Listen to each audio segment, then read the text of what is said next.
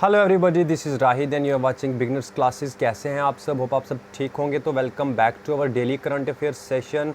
तो बिना time waste किए स्टार्ट करते हैं हमारा आज का सेशन। आज का जो टॉपिक है उसको हम क्वेश्चन नंबर 1 से स्टार्ट करते हैं। तो हमारा जो आज पहला क्वेश्चन यहाँ पहला डेली करंट अफेयर जो निकल के आ रहा है वो ये है कि ग्लोबल जेंडर गैप इंडेक्स 2022 की जो रिपोर्ट निकाली गई है रिसेंटली, इसमें इंडिया का जो रैंक आया है वो आया है 135th रैंक। तो क्या आपने यहाँ पे याद रखना है? आपने यहाँ पे याद रखना है ग्लोबल जेंडर गैप इंडेक्स की जब हम बात करेंगे तो इसमें इंडिया का कितना रैंक है? 135th रैंक जो है वो इंडिया का है। और अगर हम बात करें टॉप की, तो इसमें टॉप किसने किया है? इस जो रिज़ल्ट इसका आया है इसमें टॉप किया है आइसलैंड ने। आइसलैंड जो है वो नंबर 1 पे है। दो चीज़ें आपको याद रखनी है यहाँ पे। पहली चीज़, हमेशा जो क्वेश्चंस पूछे जाते हैं वो ये पूछे जाते हैं, या तो आपको टॉपर का पूछ लेंगे वो, या फिर हमारे इंडिया के बारे में वो पूछे जा सकता है क्वेश्चन में। तो इंडिया का जो रैंक है वो कितना है? यहाँ पे हमारे पास 135th रैंक है। और अगर हम बात करें टॉप की, तो टॉप किसने किया है? यहाँ पे आइसलैंड ने टॉप किया है। ये जो ग्लोबल जेंडर गैप इंडेक्स 2022 है, इसे रिलीज़ किसने किया है? इसे रिलीज़ किया है वर्ल्ड इकोनॉमिक फोरम ने, जिसे WEF बोला जाता है। अगर हम बात करें इसमें टोटल जो कंट्रीज़ थी वो कितनी थी? 146 कंट्रीज़, जिसमें इंडिया का रैंक कितना आया है? 135 रैंक निकल के आया है। और सिर्फ 11 कंट्रीज़ हैं इंडिया के बाद इसमें, बाकी सारी की सारी जो है उन्होंने अच्छा परफॉर्म किया है इस रैंकिंग में। अगर यहाँ पे हम 2021 की बात कर ले हैं, same global gender gap index की अगर हम बात करें तो 2021 की बात करें, मतलब कि लास्ट ईयर की अगर हम यहाँ पे बात करेंगे तो लास्ट ईयर जो इंडिया का रैंक था वो कितना था? 140 रैंक था। बट तब कंट्रीज़ कितनी पार्टिसिपेट कर रही थी इसमें? 156 कंट्रीज़ पार्टिसिपेट कर रही थी। तो तब इंडिया का जो रैंक था 140th रैंक था इंडिया का। बट जब हम 2022 की बात करें रिसेंटली, तो उसमें 146 कंट्रीज़ ही थी, जिसमें इंडिया का रैंक कितना आया है? 135th रैंक आया है। अगर हम यहाँ पे स्कोर की बात करें तो जो world global gender gap index का स्केल होता है, इसमें स्कोर किया जाता है 0 से 1, मतलब वर्स्ट स्कोर यहाँ पे 0 रहता है और टॉप स्कोर यहाँ पे 1 रहता है। और अगर हम इंडिया के स्कोर की यहाँ पे बात करेंगे तो इंडिया का जो स्कोर इसमें रहा है वो रहा है 0.629, जो कि 7th हाईएस्ट स्कोर है इंडिया का लास्ट 16 ईयर्स में। मतलब लास्ट 16 ईयर्स की अगर हम यहाँ पे बात कर लें तो लास्ट 16 ईयर्स में ये इंडिया का 7th हाईएस्ट स्कोर रहा है। इंडिया ने जो है इसमें रैंकिंग में बहुत ही पुरली, मतलब इंडिया का रैंक आया, इसमें बहुत ज़्यादा कम रैंक आया इंडिया में अगर हम बात करें। क्योंकि अगर हम नेबरिंग कंट्रीज़ की ही बात कर लें तो बांग्लादेश जो है, बांग्लादेश का रैंक भी यहाँ पे कितना आ रहा है? 71 रैंक आ रहा है। नेपाल की बात कर लें तो 96, श्रीलंका की बात कर रहे हैं 110, मालदीव्स की बात कर लें 117, भूटान की बात कर लें 126। तो ये सारी की सारी हमारी नेबरिंग कंट्रीज़ हैं जिन्होंने इस रैंकिंग में अच्छा परफॉर्म किया है। इंडिया का जो रैंक आया है वो इनके बाद आया है। बांग्लादेश हमारी नेबरिंग कंट्री जो है उसका रैंक कितना आया है? इसमें 71 रैंक आया। बट इंडिया का यहाँ पे कितना रैंक आ रहा है? 135th रैंक आ रहा है।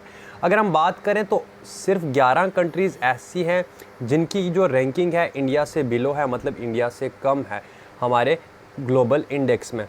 146 नेशंस की मैंने यहाँ पे बात की, जिसमें इंडिया के बाद वाले नेशन कौन से हैं? अफ़गानिस्तान, पाकिस्तान, कोंगो, ईरान, चाड, ये कुछ 5 जो हैं वर्स्ट 5 कंट्रीज़ हैं, जिनमें अफ़गानिस्तान और पाकिस्तान जो हमारी नेबरिंग कंट्रीज़ हैं वो वर्स्ट 5 में आ रही हैं। ठीक है, उनसे ऊपर है हमारा इंडिया। बट बांग्लादेश, नेपाल, श्रीलंका, मालदीव्स की बात कर लो तो उनसे इंडिया यहाँ पे क्या आ रहा है?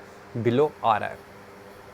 अगर इंडिया का ये रिपोर्ट कार्ड हम यहाँ पे चेक कर लें, जिसमें आपको 3-4 चीज़ों की रैंकिंग के बारे में पता चल जाएगा जो इंपॉर्टेंट है हमारे एग्जामिनेशन पॉइंट ऑफ व्यू से। तो अगर हम पहली यहाँ पे देख लें ग्लोबल जेंडर गैप इंडेक्स, जिसके बारे में मैंने अभी बताया, इसमें इंडिया का रैंक 135th है अगर 2022 की बात करोगे, और 2021 की बात करोगे तो तब रैंक कितना आया था? 140th रैंक था। अगर पॉलिटिकल एम्पावरमेंट की बात करोगे तो इंडिया का रैंक 48 आ रहा है इसमें। अगर 2021 की बात करेंगे तो 51 रैंक था। अगर यहाँ पे इकोनॉमिक पार्टिसिपेशन एंड अपॉर्चुनिटी की बात करोगे तो 143 रैंक आया इंडिया का 2022 में। अगर हम एजुकेशनल अटेनमेंट की बात करोगे तो 107th रैंक है, और हेल्थ एंड सर्वाइवल की बात करोगे तो 146th रैंक है। ये टेबल इंपॉर्टेंट है, आप इसे भी क्या करेंगे? याद रखेंगे, क्योंकि इसमें से किसी चीज़ की भी रैंकिंग आपसे एग्ज़ाम में पूछी जा सकती है। अगर यहाँ पे नेक्स्ट हम और देख लें तो वर्ल्ड हैप्पीनेस रिपोर्ट 2022 की अगर हम बात करें तो इसमें इंडिया का रैंक कितना आया है? 136th रैंक आया है। और जो फिनलैंड है उसने किया है टॉप। इसमें मैंने रिसेंटली आपको अपने जो लास्ट के वीडियोज़ हैं हमारे डेली करंट अफेयर के, उसमें आपको ये चीज़ें बताई हुई हैं पहले। फिनलैंड जो है ये वर्ल्ड की हैप्पीनेस कंट्री बनी है और इंडिया का रैंक इसमें 136 आया है, बहुत ही कम रैंक है। वर्ल्ड प्रेस फ्रीडम इंडेक्स की अगर हम बात करें तो इसमें इंडिया बहुत पीछे लैग कर रहा है, 150th रैंक इसमें भी आया। वर्ल्ड प्रेस फ्रीडम इंडेक्स की अगर हम बात करेंगे तो उसमें जो टॉप किया है वो किसने टॉप किया है, नॉर्वे ने टॉप किया है। अगर हम यहाँ पे ग्लोबल इन्वायरमेंटल परफॉर्मेंस इंडेक्स 2022 की बात करें तो इसमें भी जो है इंडिया का रैंक बहुत ज़्यादा कम आ रहा है, 180th रैंक आ रहा है। और अगर बात करें टॉपर की तो डेनमार्क जो है उसने किया है top global environment performance index में। अगर यहाँ पे हम IMD's वर्ल्ड कॉम्पिटिटिवनेस इंडेक्स 2022 की बात करें तो उसमें जो है इंडिया का रैंक कितना है, 37th रैंक है और डेनमार्क ने जो है वहाँ पे भी क्या किया है, टॉप किया है। तो ये कुछ रिपोर्ट्स हैं जिनके बारे में जानना आपके लिए इम्पोर्टेंट था, जो मैंने सारी की सारी आपको रिवाइज़ करवा दी। होप आप ये सारी की सारी चीज़ें जो हैं वो याद रखेंगे। तो यहाँ पे हम सेकंड क्वेश्चन की बात कर लेते हैं। सेकंड इम्पॉर्टेंट चीज़ जो हमारे लिए यहाँ पे है वो ये है कि यूनियन कैबिनेट जो हमारी है उन्होंने अप्रूव किया है upgradation of national rail and transportation institute to Gati Shakti university इन गुजरात। तो पहले एक दो चीज़ें इसके बारे में जान लेते हैं। पहली चीज़, गति शक्ति यूनिवर्सिटी कहाँ पे है, गुजरात में है। तो यूनियन कैबिनेट ने रिसेंटली अप्रूव किया है, अपग्रेडेशन करने जा रहे हैं वो national rail and transportation institute को। अगर बात करें इस यूनिवर्सिटी की तो ये यूनिवर्सिटी सर्व करेगा एज अ हब किस किस चीज़ के लिए, हमारे पास एजुकेशन के लिए, ट्रेनिंग के लिए, स्किलिंग के लिए और रिसर्च किस चीज़ में, हमारे ट्रांसपोर्टेशन सेक्टर के रिसर्च में भी ये क्या करेगा, एज अ हब सर्व करेगा। ये जो यूनिवर्सिटी है इसको जो नाम दिया गया है वो गवर्नमेंट के फ्लैगशिप पे नाम दिया गया है, जो कि क्या था, PM गति शक्ति national master plan for multi modal connectivity. यहाँ पे अगर हम 2017 की बात कर लें तो यूनियन गवर्नमेंट ने, जो यूनियन कैबिनेट था तब का 2017 का, उन्होंने तब अप्रूव किया था प्रपोजल किस चीज़ के लिए, रेलवे मिनिस्ट्री को उन्होंने अप्रूव किया था to set up first ever NRTU in Vadodara. ठीक है, वो फर्स्ट एवर NRTU जो है वडोदरा में सेटअप करने जा रहे थे। उसके लिए जो वहाँ तब की यूनियन कैबिनेट थी उसने ये प्रपोजल क्या किया था, अप्रूव किया था। अगर हम इस यूनिवर्सिटी की बात कर लें तो इस यूनिवर्सिटी जो है इसका नाम गवर्नमेंट के फ्लैगशिप जो कि 100 ट्रिलियन PM गति शक्ति नेशनल मास्टर प्लान था, किस चीज़ के लिए, मल्टी मॉडल कनेक्टिविटी के लिए। तो उस पर ही इस यूनिवर्सिटी का नाम रखा गया है। इसका जो एम है, इसका एम ये है कि हमारी कंट्री के इंफ्रास्ट्रक्चर को क्या करना है, बहुत अच्छा बनाना है। इसका जो पहला इन्होंने आउटप्ले रिसीव किया था वो करने जा रहे हैं, वो 20,000 करोड़ रुपीज़ करने जा रहे हैं, जो हमारे फाइनेंशियल ईयर 2022-2023 के बजट में करने जा रहे हैं। अगर बात कर लें हम यहाँ पे गुजरात की, तो गुजरात की कैपिटल हमारे पास क्या रहेगी, गांधीनगर गुजरात की कैपिटल रहेगी। मैंने पहले भी बताया है कि अगर कोई भी रिसेंटली चीज़ किसी भी स्टेट में या किसी भी कंट्री में कोई ऐसा करंट अफेयर का क्वेश्चन निकल के आता है तो उस कंट्री या स्टेट के बारे में थोड़ी सारी चीज़ें जो है आपके लिए जानना इंपॉर्टेंट है। जैसे हम गुजरात की बात कर रहे हैं तो गुजरात की कैपिटल हमारे पास गांधीनगर है, ये जानना आप लोगों के लिए ज़रूरी है। ठीक है, इसे आप याद रखेंगे। और नेक्स्ट अगर बात कर लें यहाँ पे चीफ मिनिस्टर की, तो कौन है वहाँ के chief minister at present, Bhupendra Patel जो है वहाँ के चीफ मिनिस्टर हैं। और अगर हम गवर्नर की यहाँ पे बात कर लें तो आचार्य देवव्रत जो है वो हमारे पास क्या है, गवर्नर हैं हमारे गुजरात के। ठीक है, तो ये कुछ इंपॉर्टेंट चीज़ें थी जो इसके बारे में आप लोगों ने क्या करना है, याद रखना है।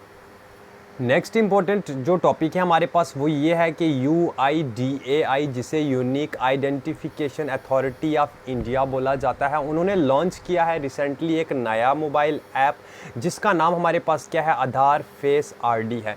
ये किस चीज़ के लिए ऐप बनाया गया है, ये फेस अथेंटिकेशन के लिए ऐप बनाया गया है। इस ऐप के थ्रू जो आधार होल्डर्स हैं उनकी एक्चुअल आइडेंटिटी जो है उसे वैलिडेट किया जाएगा और रिकॉर्ड किया जाएगा UIDAI के डेटाबेस में।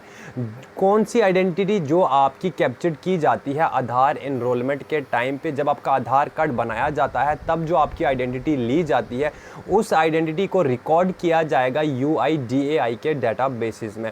UIDAI हमारे पास क्या है, unique identification authority of India है। और जो रेजिडेंट हैं हमारे इंडिया के वो क्या कर रहे हैं, अब इस जो हमारी अपनी ये जो ID बनी है, जो ये न्यू मोबाइल ऐप है, इसका यूज़ करके आधार फेस अथेंटिकेशन जो है ये फीचर का यूज़ कर सकते हैं UIDAI RDA ऐप को डाउनलोड करके, जो कि आपको बहुत सारी जगहों पे काम आने वाला है, जैसा कि जीवन प्रमाण की बात कर लो, PDS की बात कर लो, स्कॉलरशिप स्कीम्स की बात कर लो, कोविन की बात कर लो, आप फार्मर्स वेलफेयर स्कीम की बात कर लो। तो इन सारी की सारी जगहों पे आप इस ऐप का जो है यूज़ कर सकते हैं। अगर हम यहाँ पे बात करें UIDAI की, तो वो कब फाउंड हुआ, कब बना है, वो बना है 28 जनवरी 2009 में। तो ये कुछ इंपॉर्टेंट इन्फॉर्मेशन आप UIDAI के रिगार्डिंग आप याद रखेंगे कि उन्होंने एक नई मोबाइल ऐप बनाई है, और UIDAI कब फाउंड हुआ, 28 जनवरी 2009 को फाउंड हुआ। नेक्स्ट इंपॉर्टेंट क्वेश्चन जो हमारे पास है वो ये है कि space tech startup Agnikul Cosmos जो है, उन्होंने इनॉग्रेट किया है इंडिया का पहला फैक्ट्री, जो कि क्या मैन्युफैक्चर करने जा रहा है, 3D printed rocket engines manufacture करने जा रहे हैं। कहाँ पे, हमारे चेन्नई में। ये जो फैक्ट्री है इसे यूज़ किया जाएगा किस चीज़ के लिए, ताकि इंजन को प्रोड्यूस किया जा सके किस चीज़ के लिए, अपने घर के वो जो उन्होंने वो फैक्ट्री बनाई है वहाँ पे 3D प्रिंटेड रॉकेट्स का इंजन क्या किया जा सके, मैन्युफैक्चर किया जा सके। ये जो स्कीम है इसे किसने अनवील किया है, इसे अनवील किया है टाटा सन्स के चेयरमैन N चंद्रशेखरन ने और ISRO के चेयरमैन S सोमनाथ ने। और वहाँ पे तब और कौन कौन प्रेजेंट थे, पवन गोयनका प्रेजेंट थे, जो कि चेयरमैन है in space Indian national space promotion and authorisation centre के। अगर बात करें इस फैक्ट्री के लिए, तो इस फैक्ट्री के लिए 10,000 स्क्वायर फुट फैसिलिटी जो है वो लोकेट की गई है। कहाँ पे, IIT मद्रास के रिसर्च पार्क में। अगर थोड़ा और इसके बारे में हम जानें तो ये जो इस फैक्ट्री की मैन्युफैक्चरिंग फैसिलिटी है उसकी कैपेसिटी कितनी है, वो 1 वीक में 2 रॉकेट इंजन्स को क्या कर सकेंगे, मैन्युफैक्चर कर सकेंगे।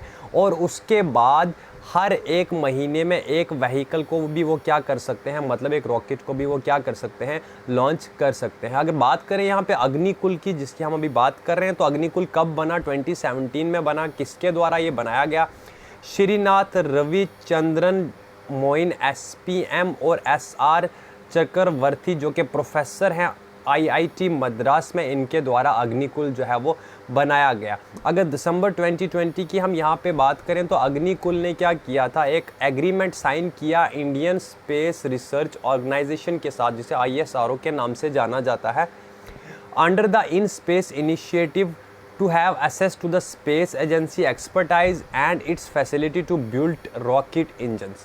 अगर यहाँ पे हम बात करें ISRO की, तो ISRO का हेडक्वार्टर हमारे पास कहाँ पे है, बेंगलुरु में है। इंपॉर्टेंट वन, आप इसको याद रखेंगे।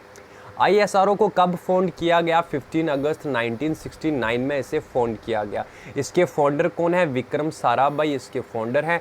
और अगर एनुअल बजट की हम यहाँ पे बात करें, तो 2022-23 की फाइनेंशियल ईयर की अगर हम बात करेंगे, तो 13,700 करोड़ जो है इसके लिए ISRO के लिए एनुअल बजट रखा गया है। नेक्स्ट इंपॉर्टेंट क्वेश्चन की अगर हम यहाँ पे बात करेंगे, तो दिल्ली के जो लेफ्टिनेंट गवर्नर हैं VK सक्सेना, उन्होंने लॉन्च किया है सहभागिता स्कीम। ये स्कीम किस चीज़ के लिए है, ये स्कीम है RWAs के लिए, जिसका यहाँ पे हमारे पास एब्रीविएशन क्या रहता है, रेजिडेंशियल वेलफेयर एसोसिएशन रहता है। तो दिल्ली के जो लेफ्टिनेंट गवर्नर हैं VK सक्सेना, उन्होंने लॉन्च किया है सहभागिता स्कीम। वो किस चीज़ के लिए, इंक्रीज़ करने के लिए इन्वॉल्वमेंट किस चीज़ की, रेजिडेंशियल वेलफेयर एसोसिएशन की, ऑप्टिमल टैक्स कलेक्शन में और वेस्ट मैनेजमेंट सिस्टम है। RWA जो है, जिसे रेजिडेंशियल वेलफेयर एसोसिएशन बोला जाता है, उन्हें 15% जो है extra total collection of property tax में से जो 15% है वो इन्हें प्रोवाइड किया जाएगा, ताकि वो अपने एरिया में क्या कर सकें, डेवलपमेंट ज़्यादा कर सकें। On achieving 90% tax collection from their society, the RWA can recommend development work to the tune of 10% of the tax collection. जब वो 90% टैक्स जो है कलेक्ट कर लेंगे अपनी सोसाइटी से, तो RWA जो हमारे पास यहाँ पे रहेगा, रेजिडेंशियल वेलफेयर एसोसिएशन, वो रेकमेंड कर सकते हैं डेवलपमेंट वर्क अपने एरिया में, जितना वो टैक्स कलेक्ट करेंगे उसका 10% तक का डेवलपमेंट जो है वो कर सकते हैं। नेक्स्ट इंपॉर्टेंट क्वेश्चन की अगर हम यहाँ पे Dunagiri a project 17A frigate has been launched into the Hooghly river.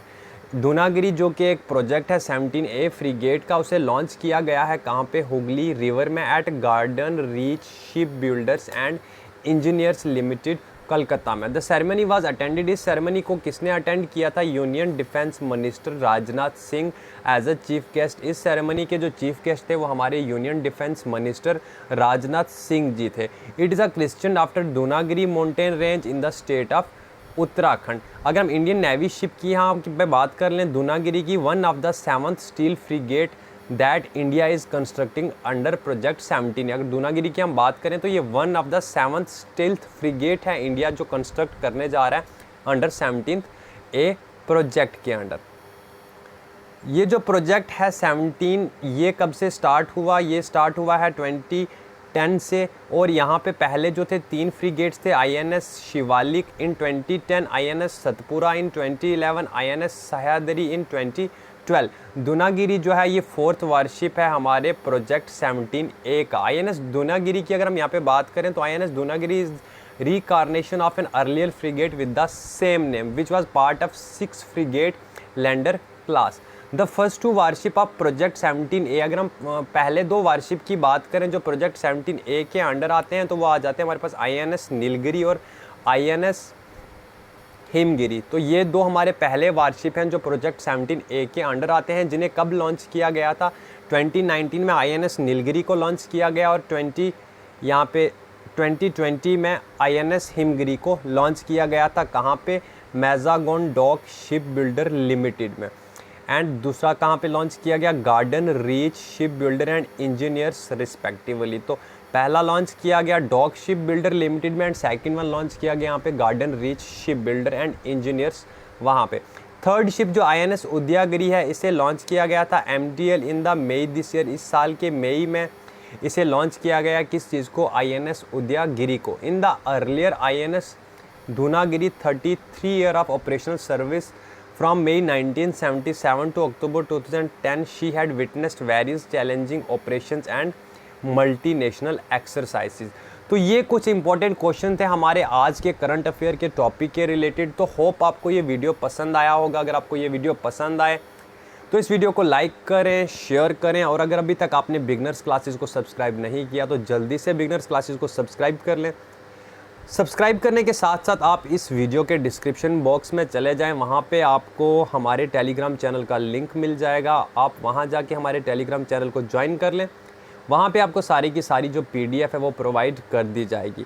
तो फ्रेंड्स, आपने ये वीडियो ना सारे फ्रेंड्स के साथ शेयर कर लो, और मिलते हैं हम आपको हमारी नेक्स्ट वीडियो में जल्दी ही, जो हम किसी इंपॉर्टेंट टॉपिक पे फिर से आपके लिए लेके आ रहे हैं। तो तब तक आप इस वीडियो को एंजॉय करें। Thank you so much.